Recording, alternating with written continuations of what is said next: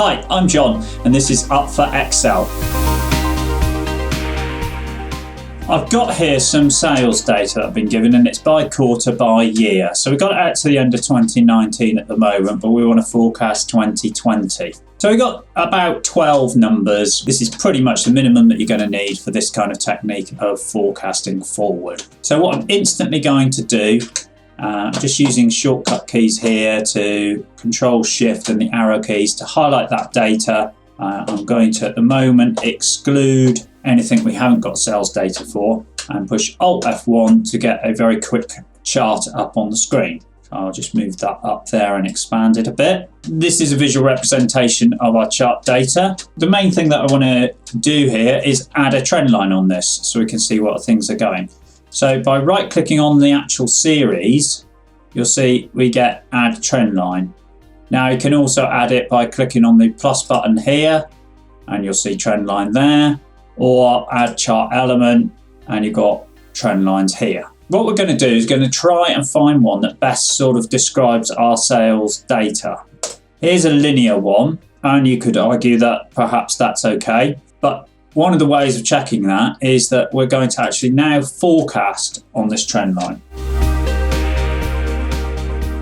When you click on the trend line, you'll see over on the right hand side you've got various options here, the different types of trend line, and here you can see you've got a forecast box. So what we're going to do is forecast forward 4 periods, because that will give us the whole of the next year. As soon as I hit enter on the keyboard there, our chart expands to now include this trend going out.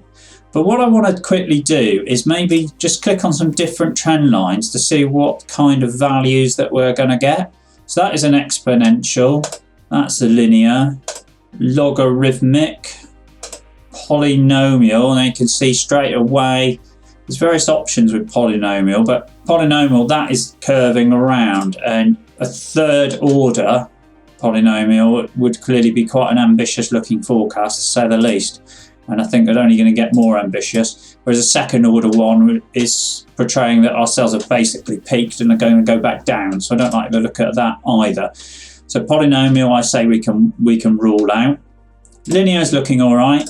Exponential, we're unlikely to get exponential growth in our sales anyway, so I wouldn't want to be using that. So logarithmic at the moment is looking pretty good. Power is also looking good. Let's just compare that to logarithmic. Yeah, I'd say power is probably slightly flatter, looks probably slightly better. And then moving average, which you can't use to forecast forward, but what you can do is you can use to get an underlying trend. So if you've got a seasonal pattern, for example, moving average will let you wipe out that seasonal pattern. So by picking a 4 period moving average, what we're doing is taking the average of the previous 4 quarters and plotting that.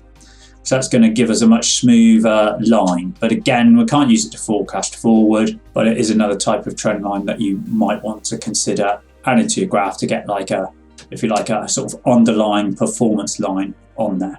So I'm going to use a power line to forecast forward. Now, I might just want to check it by going perhaps to something like 12 periods forward and saying, does it still look remotely sensible? 12 being 3 years forward. Compare that to logarithmic. There's very little in it, to be honest. We've eyeballed these trend lines, but I'm now going to display something called the R² value. Now I'm going to move that up to the top. I'm going to make it much larger. Now this, if you like, is a measure of how well the trend line fits the existing data. We want the biggest number we can get. Now don't get too hung up on the absolute number here for the purposes of forecasting, because we know we've got seasonality going on here, so we're never going to get anything perfect. So we'll just go back to the types of trend line by clicking on the trend line and just double check. So a linear, that goes down to 0.25 or 0.26, exponential 0.27, logarithmic 33, 28, 37. Actually just eyeballing it and statistically looking at it has given us the exact same result. Power definitely appears to fit the data best and gives us the most sensible forecast. We're definitely going to use power.